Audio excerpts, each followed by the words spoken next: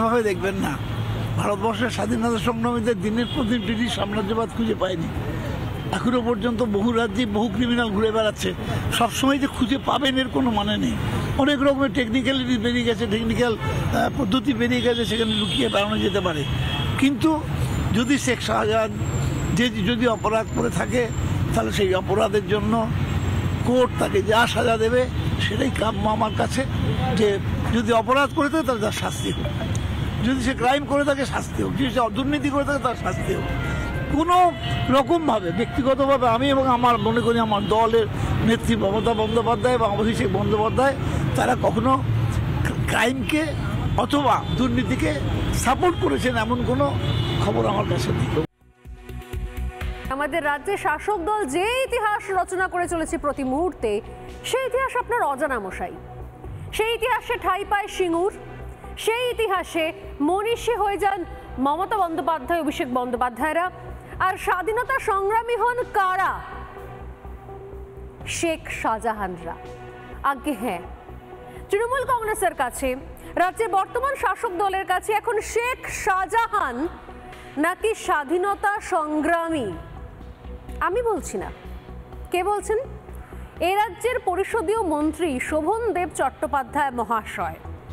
তার চোখে শেখ শাহজাহান নাকি স্বাধীনতা সংগ্রামী। ব্রিটিশ কারা? 25 দিন পার হয়ে গিয়েছে, এক আধটা দিন নয়, 25 দিন। ইডি পেটানোর পর এখনো পর্যন্ত গর্তে সেঁধিয়ে রয়েছে শেখ শাহজাহান। আপনি বলবেন যে ইডি তো ডাইরেক্ট নিজে পেটায়নি, যেরকম অভিষেক বন্দ্যোপাধ্যায় বলছেন, তার লোকজনরাই পেটিয়েছে। আর যদি ইডি পেটানোর ক্ষেত্রে শেখ শাহজাহানের কোনো হাত না থাকে, তাহলে গা ঢাকা দেওয়ার দরকার পড়লো কোথায়? আড়াল থেকে জামিনের আবেদনও করে চলেছেন, সামনে আসছে না।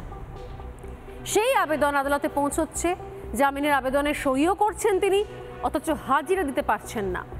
অডিও বার্তা পাঠাতে পারেন, কিন্তু সামনে প্রকট হতে পারেন না। এক অদ্ভুত স্বাধীনতা সংগ্রামী। সবই হচ্ছে। আর রাজ্যে শাসক দলের পুলিশ, সেই পুলিশ শাহজাহানকে খুঁজে বার করতে পারছে না।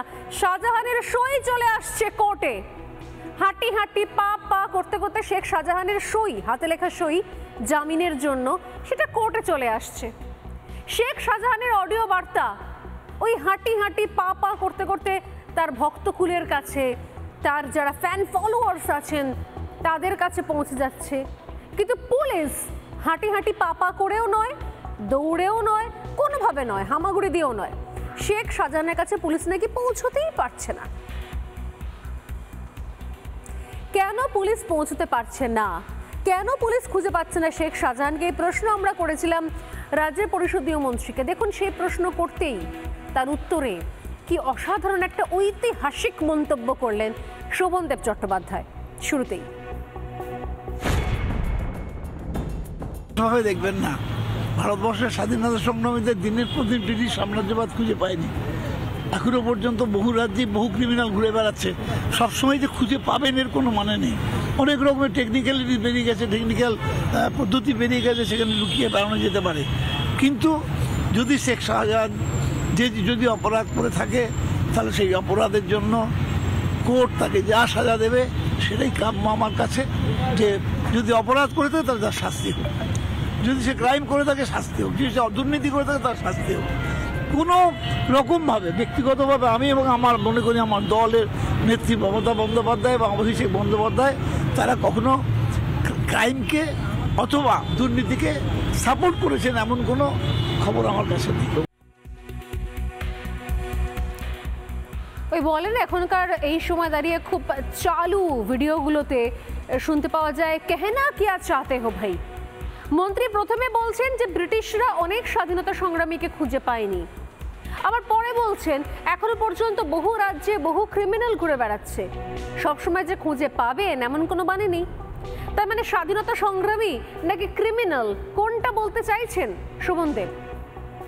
আসলে শেখ শাহজাহানকে যে ক্রিমিনাল মনে করে না তৃণমূল কংগ্রেস, এটা বহুবার স্পষ্ট করে দিয়েছে রাজ্যের শাসক দল।